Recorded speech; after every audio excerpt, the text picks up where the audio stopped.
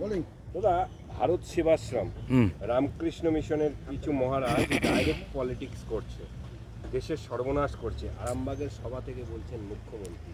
প্রথম কথা, মুখ্যমন্ত্রীর মাথা খারাপ হয়ে গেছে, কাকে কি বলছেন ঠিক নেই।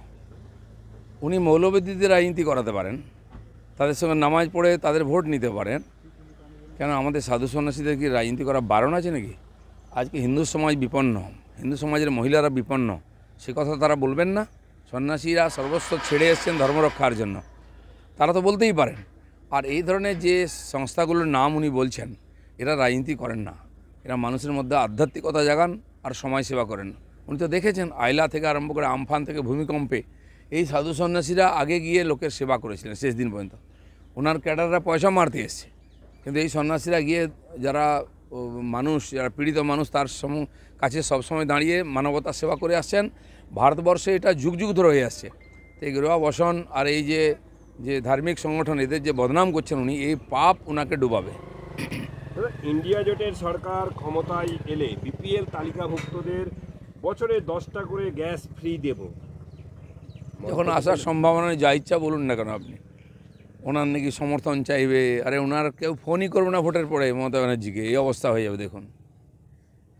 দাদা, ভাঙন কলকাতা পুলিশের আওতায় আসার পরেই দেখা যায় যে প্রচুর পরিমাণে বোমা উদ্ধার হচ্ছে, গ্রেপ্তার হচ্ছে, এবং নির্বাচনের দিন কি পুলিশ পারবে? আজ নির্বাচন কমিশন আছে বলে এগুলো সম্ভব হচ্ছে।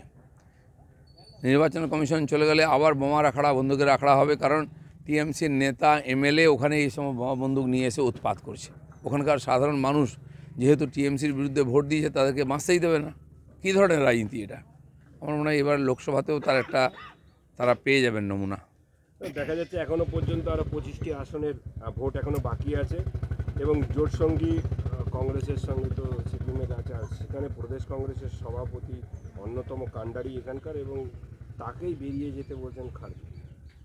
দেখুন, আজকে যেমন টিএমসির এখানে মনোবল নিচে চলে গেছে, মমতা ব্যানার্জি উল্টোপাল্টা বকছেন, কংগ্রেসও যত সময় যাচ্ছে হারছে, তো সেই জন্য তাদের অবস্থা খারাপ। আর কিছু না হোক, অধীর চৌধুরী তো কংগ্রেসটাকে বাঁচিয়ে রেখেছিলেন পশ্চিমবাংলায়, তাকে বার করে দিয়ে ওরা টিএমসিকে ফাঁকা রাস্তা ছাড়তে চাইছেন। এটা কংগ্রেস ভেবে দেখুক। 2008 সালে ছত্রধর মাহাতো পঞ্চায়েতে জিতেছিলেন, তারপরে ছত্রধরের দরজা বন্ধ করে দিয়েছিলেন, তৈরি হয়েছিল জনসাধারণের মঞ্চ, জঙ্গলমহল থেকে উঠে গিয়েছিল তৃণমূল। ছত্রধর যদি আপনার লোক হয়, কিষাণজি তো আপনার লোক, তাহলে জ্ঞানেশ্বরী হত্যাকাণ্ডের তো দায়িত্ব আপনাকেই নিতে হবে। অবশ্যই নিতে হবে। জ্ঞানেশ্বরী ইত্যাদি চক্রান্ত এবং নন্দীগ্রামে মাওবাদীদের নিয়ে আসা, ওখানে গণহত্যা, সব দায় মমতা ব্যানার্জির। আর চক্রধর মাহাতো তো জেল থেকে বেরিয়ে আসার পর উনি টিএমসি জয়েন করেছিলেন, ওকে সেক্রেটারি বানিয়েছিলেন স্টেটের, বলার কি আছে। তো পুরনো লোক, যা কিছু অপকর্ম জঙ্গলমহলে এত লোককে মারা, হাজার হাজার লোককে হত্যা করা, সব এরাই করেছে। তাই তো মানুষ তার বিরুদ্ধে ভোট দিয়েছে। আসানসোলে কুলটিতে ঝলকাপুরা গ্রামে বিজেপি করার কারণে এলাকায় পানীয় জলের সমস্যা। অনেক জায়গায় এরকম হয়েছে, আমাদের বর্ধমানে হয়েছিল। একটা গ্রামে কেবল জল গেছে, টিএমসির নেতাদের বাড়ির সামনে কল গেছে, বাকিদের দেওয়া হয়নি। অনেক জায়গায় জল বন্ধ করে দেওয়া হয়েছে, আটকে রাখা হয়েছে। এখন সব জায়গায় জল জীবন মিশনের টাকায় জলের কানেকশন দিচ্ছে রাজ্য সরকার। 3 বছর ধরে টাকা ফেলে রেখে সুদ খেয়েছিল, মোদির পাঠানো টাকা। আর সেগুলো আগে ওই গ্রামগুলো দেওয়া হচ্ছে যেখানে ওরা ভোট পেয়েছে বা পাবে।